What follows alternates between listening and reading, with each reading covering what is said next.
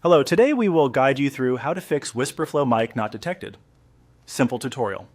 If Wispr Flow is not picking up your microphone, don't worry.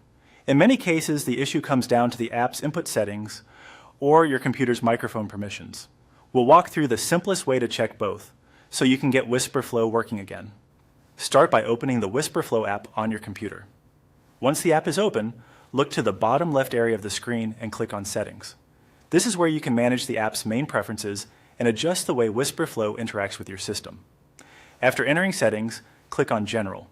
In this section, you should find the microphone option. Look for the control that lets you change the microphone input and click on Microphone Change. This is useful if Wispr Flow is currently set to the wrong input device, which can happen if you use multiple microphones, headphones, or external audio devices.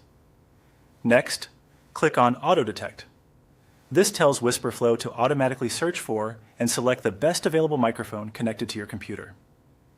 In many cases, this step resolves the issue right away because it refreshes the app's connection to your input device.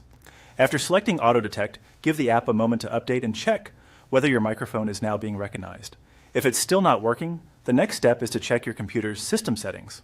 Open the Settings app on your computer, then use the search bar to search for microphone.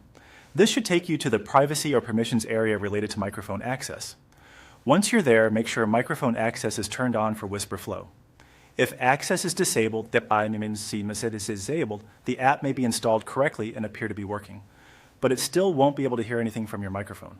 Enabling permission allows the app to use your device properly. After turning on access for Wispr Flow, return to the app and test the microphone again.